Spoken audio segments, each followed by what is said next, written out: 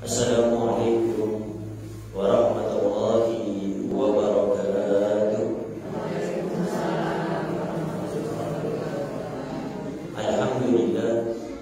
Alhamdulillahi rabbil alamin. Wassalatu wassalamu ala asyrafil anbiya'i wal mursalin sayyidina wa habibina wa syafi'ina wa qurrati a'yunina wa nuri qulubina Rabbil alamin wa ala alihi wa sahbihi ajma'in. Allahumma salli wa sallim ala sayyidina Muhammad tibil qulub wa dawaiha wa afiyatil abdani wa shifaiha wa nuril absari wa diyaiha wa qutil arwah wa gidaiha wa ala alihi wa sahbihi wa sallim. Allahumma ja'al sarirati khairan minal niyati wa jalalaniyati salihah, amma ba'du. Al-mukarram al-muhtaram, yang sama-sama kita muliakan dan kita hormati selalu para alim, para ulama, para asatidah, penyambung lisan sekaligus penerus perjuangan Nabi kita Muhammad sallallahu alaihi wa ala alihi wa sahbihi wasallam, yang kita doakan selalu mudah-mudahan para ustadz, para kiai, para ulama, para habaib kita diberikan panjang umur oleh Allah dalam keadaan sehat walafiat. Allah subhanahu wa ta'ala berikan kemudahan kepada beliau, baik itu urusan dunia maupun urusan akhiratnya. Allah subhanahu wa ta'ala jauhkan beliau-beliau semuanya daripada fitnah yang terjadi di akhir zaman ini, insyaallah. Amin, amin ya rabbal alamin. Dan juga tidak mengurangi rasa hormat kami kepada segenap para ibu-ibu, para hadirat yang sudah hadir di tempat ini, bil khusus kepada Ustaz Syafi'i, yang mudah-mudahan kita semuanya selalu diberikan kemuliaan oleh Allah Subhanahu wa taala. Alhamdulillah, pada sore kali ini kita masih diberikan kemudahan oleh Allah Subhanahu wa taala untuk bisa meluangkan waktu kita untuk sama-sama belajar ilmu agama. Karena apabila orang itu ingin bahagia dunia sampai di akhirat, kuncinya kata para ulama belajar ilmu agama. Apalagi kebahagiaan ini tidak bisa diukur dengan harta. Berapa banyak orang yang kaya tapi hidupnya tidak tenang. Berapa banyak orang yang punya rumah mewah, hidupnya tidak bahagia.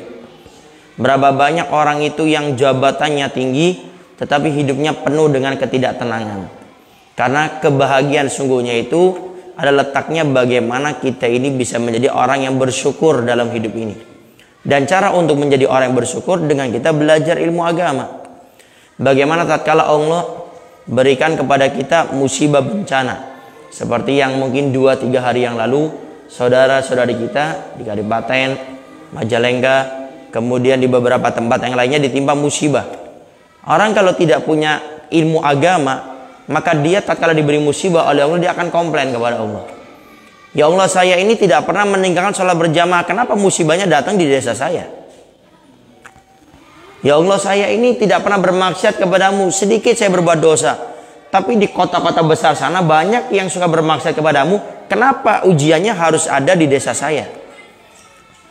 Karena yang namanya kebahagiaan itu adalah dengan kita selalu bersyukur kepada Allah. Diberi nikmat harta, bersyukur, berbagi dengan seksama.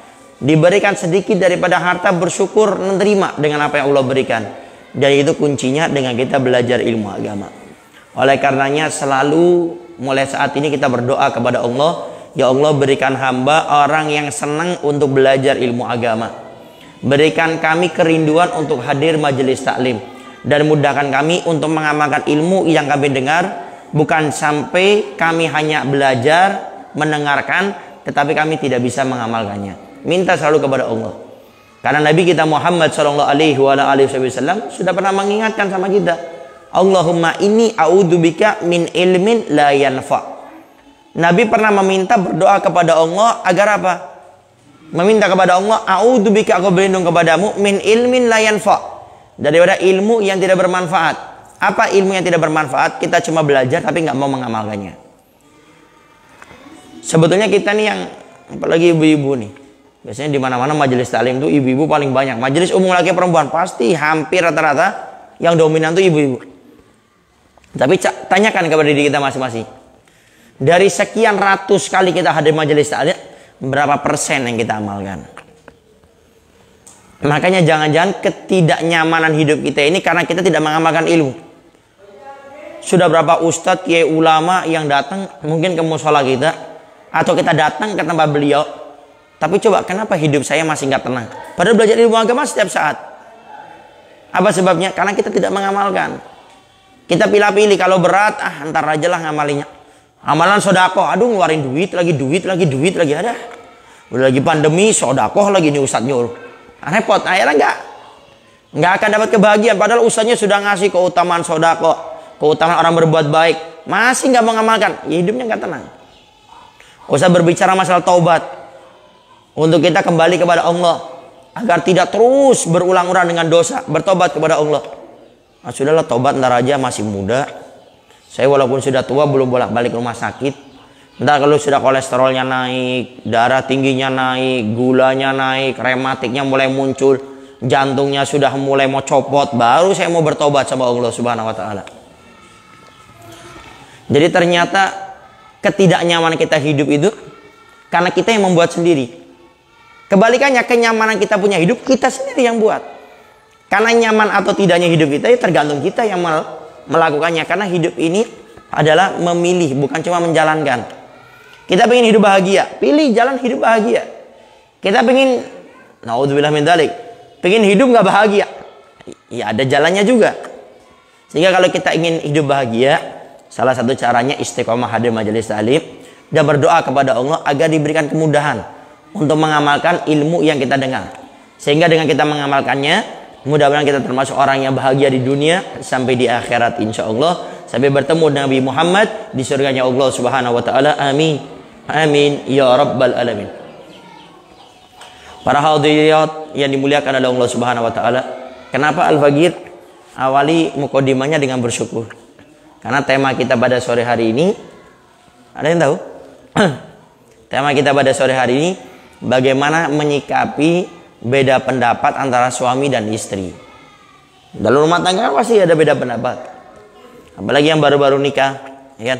Yang masih junior ya. Kalau ibu-ibu nih hampir rata-rata sudah bukan senior lagi nih. Sudah veteran kayaknya. Tapi walaupun sudah senior veteran itu pasti ada saja perbedaan dalam berumah tangga. Kenapa? Karena fungsi rumah tangga itu untuk saling menyempurnakan. Ingat, rumah tangga fungsinya untuk saling menyempurnakan, sehingga pasti ada yang kurang, baik dari suami ataupun dari istri. Nah, dengan disatukan dalam ikatan yang halal pernikahan, itu untuk saling menyempurnakan. Istri punya kekurangan A, suami menyempurnakan. Suami punya kekurangan B, istri menyempurnakan. Itu fungsinya rumah tangga. Makanya Allah menegaskan dalam Al-Quran, lita'arofu, untuk saling mengenal. Dari tidak mengenal kemudian saling mengenal. Setelah saling mengenal, yuk bagaimana kita menjadikan kekurangan pasangan kita menjadi lebih baik. Nah, sekarang bagaimana kalau dalam rumah tangga kita ini ada beda pendapat? Contoh, mau berpergian.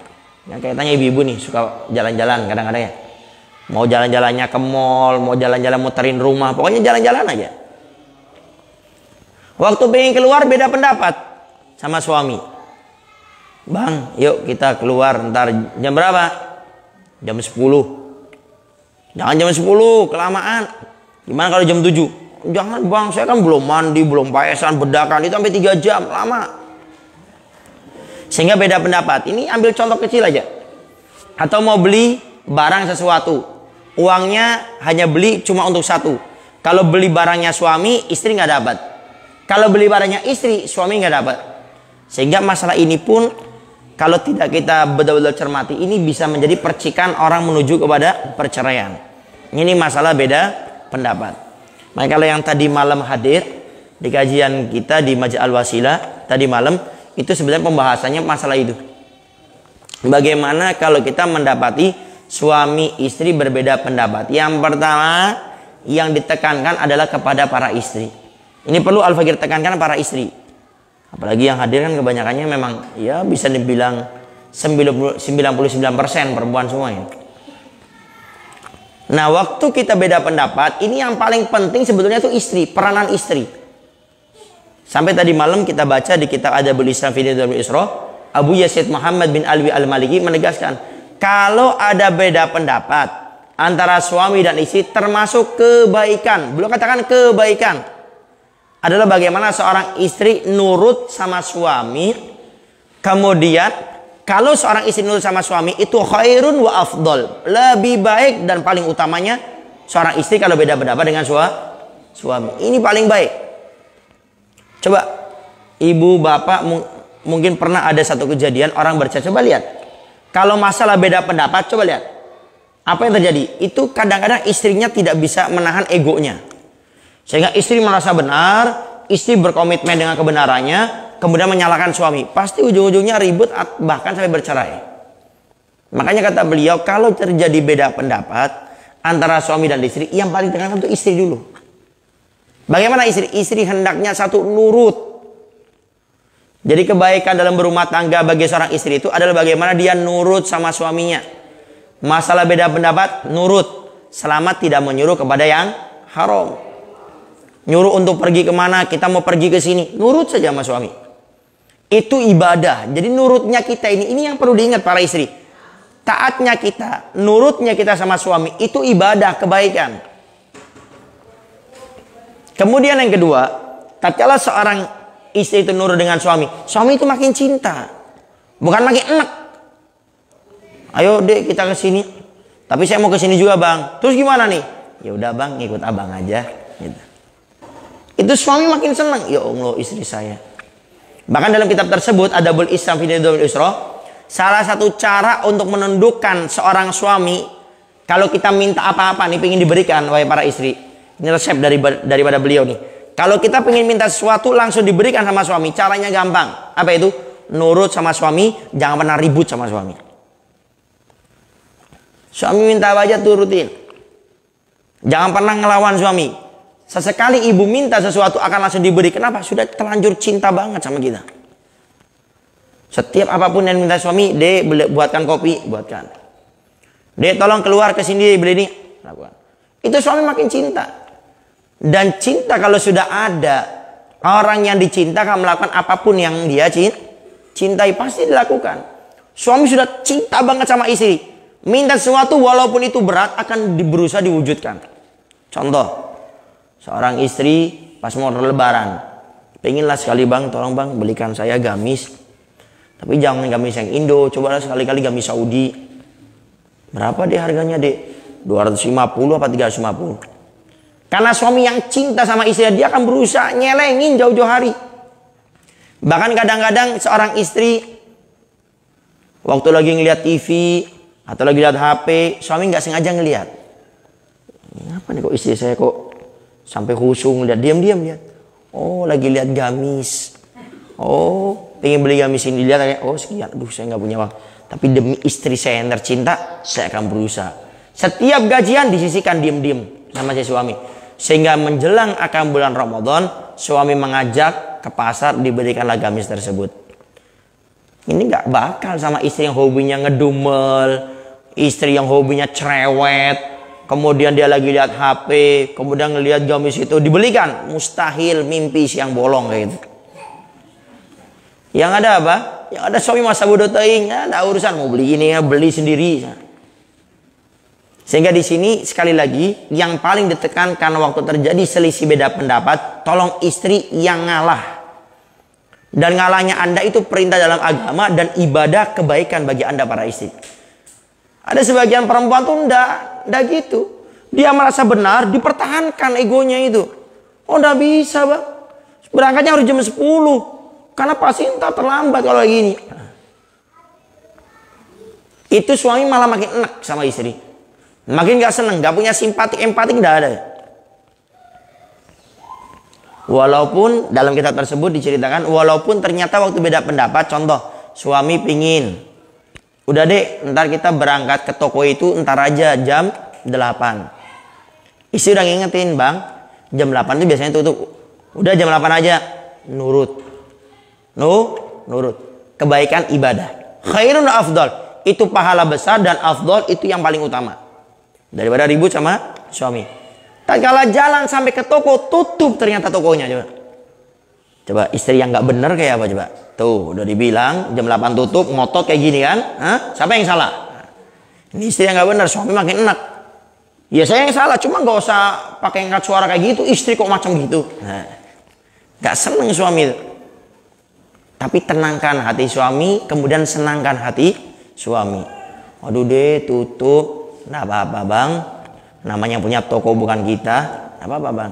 Ya bang, ini kayaknya momentum kita harus berduaan, yuk kita beli nasi goreng berduaan. Udah lama nih, 50 tahun kita nikah nggak pernah beli nasi goreng berdua. Jadi tenangkan hati kita punya suami, senangkan pada saat itu. Tapi jangan pakai sindiran kayak tadi. Udahlah bang, mau ngamuk, mau seneng, nggak bakal buka itu jam 8 kayak gini. Udah yuk beli nasi goreng. Suami mungkin tenang, tapi nggak senang setelah itu. Karena terpaksa dengan dilepas dengan cemberutan, dengan kata-kata yang nggak enak. Tapi coba seorang istri, udah bang, nggak apa-apa bang. Namanya juga kita beli bang tempat orang. Mungkin aja tutupnya bukan jam 8 tadi, mungkin jam 7 sudah tutup. Ya. Jadi ditenangkan hati seorang suami ini. Seorang suami merasa bahagia, senang banget punya istri seperti itu. Kemudian disenangkan setelah itu. Bang, ayo bang, daripada di sini kayak gini, ini kayaknya Allah sudah takdirkan kita untuk beli nasi goreng berdua. Jalan. Senang suami, merasa dihargai. Ini yang paling penting. Makanya Al-Fakir tekankan rasa bersyukur, karena kata Nabi paling banyaknya penghuni neraka itu seorang perempuan, kata Nabi. Paling banyaknya penghuni neraka itu seorang perempuan. Ditanya oleh sahabat, ya Rasulullah, kenapa seorang perempuan paling banyak penghuni neraka? Apa sebabnya? Kata Nabi, dia punya dua faktor yang menjadikan latar belakang seorang perempuan paling banyak di neraka. Kenapa? Yang pertama, kurang bersyukur. Mau ini yang jomblowati, yang belum nikah, atau yang sudah menikah, mau itu yang junior, senior, veteran, sama.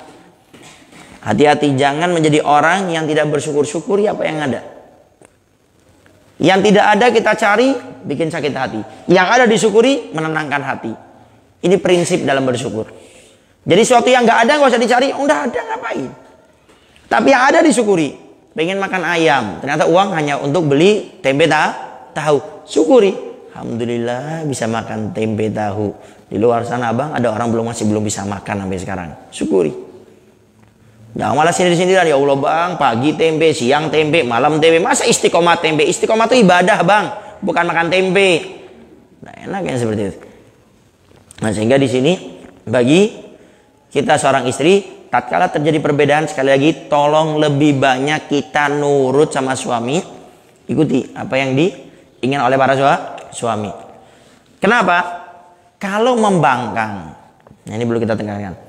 Kalau istri membangkang, merasa benar, berdebat dengan suaminya, apa dapat pahala? Tidak. Menyelesaikan masalah? Tidak. Malah makin besar. Suami apalagi, naudzubillah, lagi tidak bisa mengontrol amarahnya, keluar kalimat cerai. Siapa yang paling rugi? Istri. Karena ingat, cerai itu kalau sudah diucapkan sengaja nggak sengaja, marah tidak marah, bercanda atau tidak, akan jatuh cerai. Lagi disudutkan seorang suami sama istri, bang, saya sudah bilang dari awal, marah. Kamu ngomong terus, kamu kalau tidak suka sama saya, ya sudah, tidak usah kita hidup berumah tangga. Terus keluar kalimat cerai. Sudah kamu saya ceraikan, cerai. Dan nggak sedikit yang seperti ini. Sampai di akhir kitab tersebut pembahasan dikatakan paling banyaknya orang bercerai suami istri itu setelah terjadi perbedaan pendapat seperti itu. Makanya ingat ya, para istri Anda nurut saja. Jadi nurutnya Anda itu bukan artinya Anda mengalah Anda, memang itu yang terbaik. Kita hidup beragama Islam, punya aturan Islam. Jangan ngikutin aturan agama atau tata cara orang di luar Islam. Kita umat Islam, kita punya syariat yang dibawa sama Nabi Muhammad SAW, kita ikuti. Nggak usah pedulikan yang lainnya. Di dalam agama kita, sebagai seorang istri, tatkala terjadi beda pendapat sama suaminya, diam, nurut. Dengan catatan cuma satu, tidak melanggar syariat Nabi Muhammad. Suami nyuruh tinggalkan sholat, ya nggak usah, tetap sholat. Bahkan saking seorang istri harus nurutnya sama suaminya, dalam kitab tersebut itu dijelaskan, kalau seorang istri puasa sunnah nggak izin sama suaminya, haram hukumnya, tidak diperbolehkan. Puasa sunnah, bukan puasa wajib. Diam-diam, dia puasa sunnah, nggak izin sama suami, hukumnya haram. Dan suami berhak memerintahkan suami istrinya untuk membatalkan puasa sunnahnya. Tapi kebalikannya, kalau istri nurut sama suami, menyenangkan suami, Nabi jamin barang siapa seorang istri meninggal dunia, suaminya ridha, maka Allah akan langsung masukkan dia ke surga tanpa dihisap. Tanpa dihisap, sekali lagi. Artinya apa? Para istri harus sadar, surga Anda sekarang bukan sama orang tua, tapi sama suami, sehingga fokus saja. Sampai dalam kitab tersebut dijelaskan, kalau sudah suamimu datang, tinggalkan bacaan Qur'anmu, tinggalkan tasbihmu, tinggalkan engkau berzikir, tapi fokus saat itu kita ngurus suami.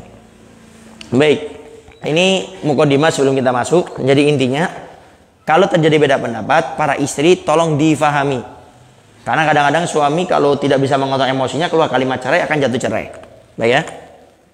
Nah sekarang bagaimana kalau terjadi beda pendapat? Ini secara umum sekarang. Tadi khusus istri yang perlu diwanti-wanti. Secara umum kalau terjadi beda pendapat, maka cara yang pertama adalah bagaimana kita berusaha fokus cari solusi. Ini biasanya kalau sudah ribut, baik suami ataupun istri, nggak fokus cari solusi, cari siapa yang benar, siapa yang salah. Ini kesalahan kita dalam berbeda pendapat. Sehingga pendapat tidak ketemu, ribut iya, cerai iya, bisa-bisa. Nah kalau terjadi beda pendapat, pertama kali fokus cari solusinya. Dan di antara kedua belah pihak harus ada yang mengalah. Fokus cari solusi, kemudian kita harus ada yang mengalah. Dalam arti yang mengalah ini apa? Ada kadang-kadang yang merasa benar. Walaupun benar, contoh seorang istri merasa benar, dan memang istri benar. Tapi tatkala suami itu salah, kita harus mengalah. Bang, kita tidak usah mencari siapa yang salah, siapa yang benar. Yuk kita bareng-bareng fokus cari solusi. Contoh,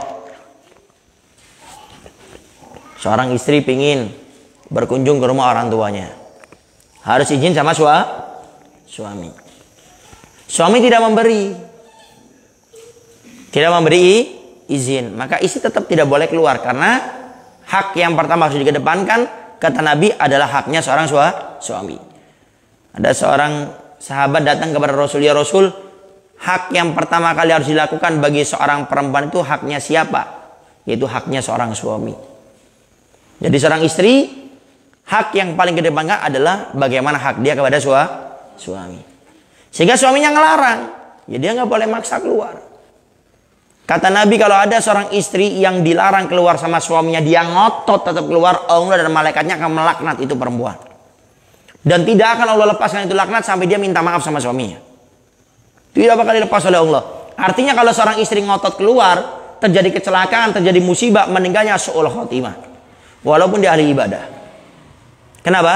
Karena dia sudah menyakiti hati suaminya. Tidak nurut kepada suami. Kalau anak sama orang tua. Tapi kalau istri kepada suami, maka harus izin. Nah, akhirnya terjadi beda pendapat. Bagaimana ini? Duduk yang enak. Bang, yuk sekarang kita fokus saja cari solusi, Bang. Ini orang tua saya kebetulan pengen ngajak ke sana. Karena kita sudah lama, Bang, kita nikah ini hampir 3 tahun, kita kayaknya nggak pernah ke sana. Makanya orang tua saya pengen ngajak ke sana. Yuk kita fokus cari solusi. Kalau tidak sekarang, yuk kita fokus cari solusinya kapan hari kita bisa ke sana. Dan seorang istri harus paham, jangan akhirnya menyulut kemarahan seorang suami. Bang, ini kan orang tua saya, Bang. Orang tua saya ini orang tua kamu. Oh, makin jadi. Iya, saya tahu. Sehingga antar cari waktu yang tepat, ngobrol aja, Bang, kita fokus cari solusinya gimana nih. Kira-kira kapan kita harus ke rumah orang tua saya. Sehingga ini yang pertama. Jadi kalau terjadi beda pendapat, fokus mencari solusinya. Kemudian yang kedua, kalau sudah fokus cari solusi, nggak ketemu ini. Suami ngotot, istri ngotot. Jadi sama-sama ngotot nih. Sama kalau kita main apa? Tarik tambang itu. Saling tarik, apa yang terjadi? Pasti ada yang jatuh. Jarang ada yang tetap berdiri dua-duanya, tuh jarang. Pasti ada yang kalah. Kalau sudah kalah aja, jatuh. Kalau istri yang jatuh, masih mending. Kalau suami yang jatuh merasa dia itu diinjak-injak martabatnya sama istri, nggak terima keluar kalimat cerai, siapa yang rugi? Nah, istri. Maka di sini seorang istri lebih banyak untuk mengalah. Tidak bisa ditemukan, ayo kita fokus cari solusinya, cari orang ketiga. Ini yang paling penting. Dan ini yang diajarkan oleh Al-Quran, kalau kita terjadi beda pendapat, tidak bisa ditemukan, kata Allah, cari penengah, cari orang ketiga. Jangan dipaksakan. Berapa banyak rumah tangga itu bercerai karena dia memaksakan kehendaknya. Istri merasa benar, suami merasa benar. Istri tidak bisa memerintahkan suaminya untuk menjatuhkan cerai talak, tapi suami berhak untuk menjatuhkan talak. Nah, kalau suami itu nggak terima, ini yang kita khawatirkan. Sehingga berhenti. Suami marah-marah, sudah kita diam aja. Kemudian beberapa hari ke depan kita cari orang ketiga. Siapa yang sekiranya bisa menyelesaikan masalah ini? Harus cari orang ketiga. Di zaman Nabi kita Muhammad SAW, Nabi pernah beda pendapat dengan Sayyidah Aisyah waktu itu. Beda pendapat, diskusi. Waktu beda pendapat, Nabi temukan tidak bisa. Apa kata Nabi? Ya Aisyah, kita cari orang ketiga sebagai penengah. Ini Nabi yang ajarkan, cari orang ketiga sebagai penengah. Dan Nabi seorang suami yang bijak. Nabi tawarkan, silakan cari orang ketiganya siapa? Kata Sayyidah Aisyah, ayahku Abu Bakar Siddiq, wahai Rasulullah. Baik. Nabi panggil Abu Bakar Siddiq, nyampe ke rumah nggak terima, mau ditempeling Sayyidah Aisyah. Kemudian Nabi bilang, kenapa kamu lakukan seperti itu? Ya Rasulullah, bolehkan. Ya Aisyah, kapan kamu mendapati Nabi tidak jujur? Kapan? Sehingga cari orang yang disegani. Yang kedua, disegani kedua belah pihak ya, suami ataupun istri. Yang kedua, orangnya punya ilmu agama. Sehingga dia akan memberikan sesuai aturan agama, bukan kecenderungan. Kalau kita sekedar panggil orang, orang ini ternyata lebih pro atau lebih senang teman daripada si suami, tapi istri akan disalah-salahkan walaupun benar. Jadi tidak fokus mencari solusi. Sehingga cari orang yang punya ilmu agama, sehingga waktu terjadi pertikaian, percekcokan bisa ditengah-tengahi dengan syariat Nabi Muhammad SAW. Yang ketiga caranya adalah orang ketiga tersebut yang bisa nutup aib. Ini berapa banyak kejadian orang ketiga dijadikan penengah, selesai percekcokannya suami istri ini, kemudian dia cerita, sekampung tahu semua. Saya, bang dari mana Ustadz tadi? Oh, ini dari rumah ini. Ada apa? Oh, itu lagi ribut, biasa langganan itu. Ribut tadi ribut sampai banting-bantingan piring. Dikira ada UFO lewat, ternyata piring terbang. Nah, ini jangan sampai orang ketiga ini yang tidak bisa nutup aib. Cari yang bisa nutup aib. Nah, itu daripada orang yang ketiga, ya. Jadi orang ketiga kita ini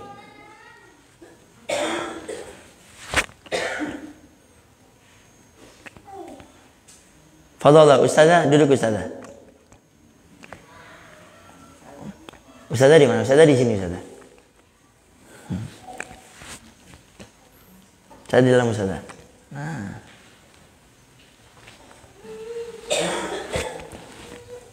Nah, baik.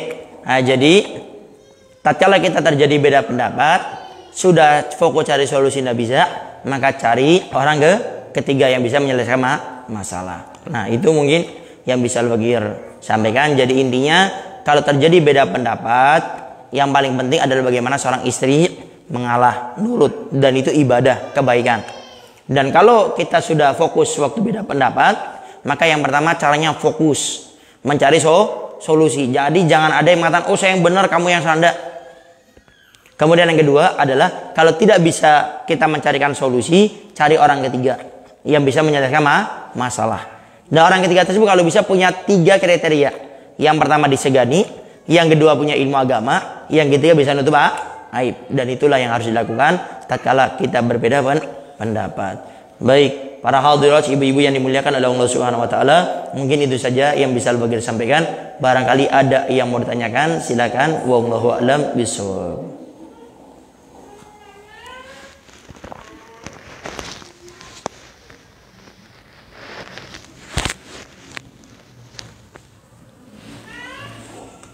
Ada tanya kan?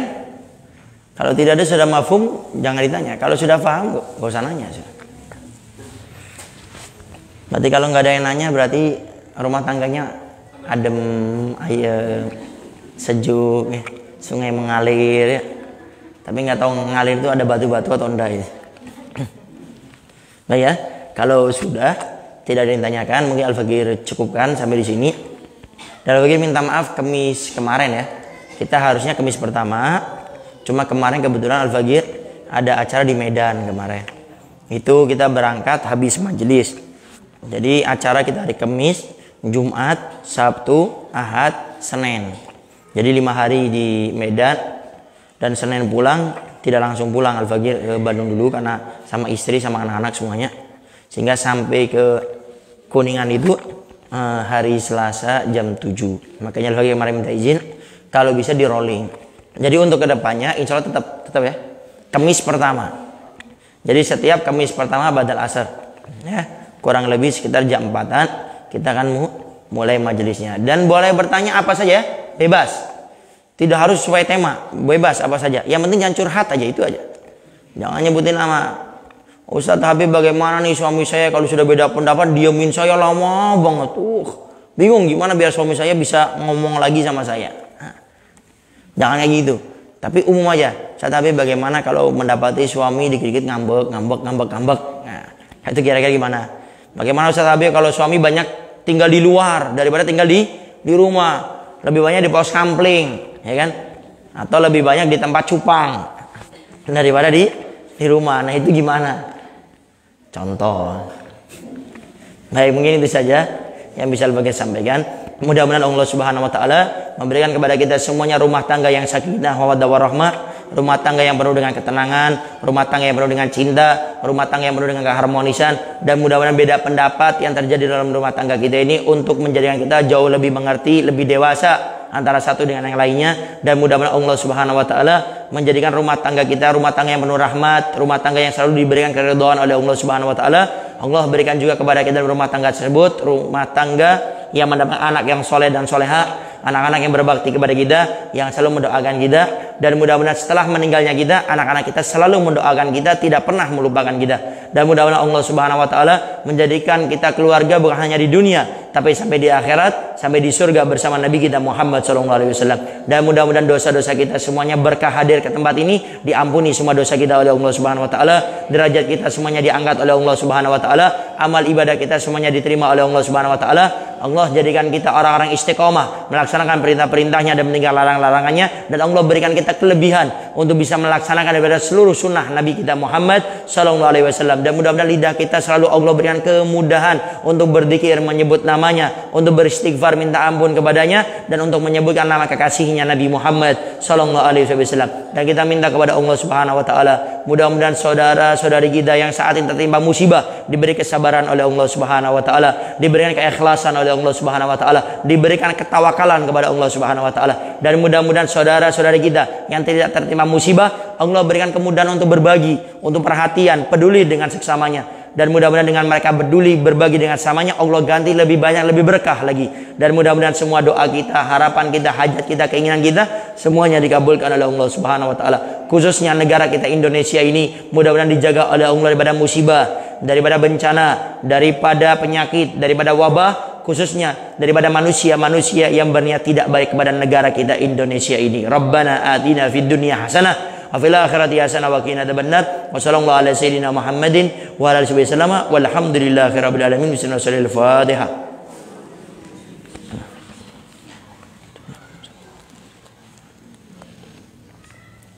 Kurang lebihnya Al-Fagir minta maaf dan mohon doanya selalu. Akhirul kalam. Assalamualaikum warahmatullahi wabarakatuh. Sama jangan lupa ibu-ibu setiap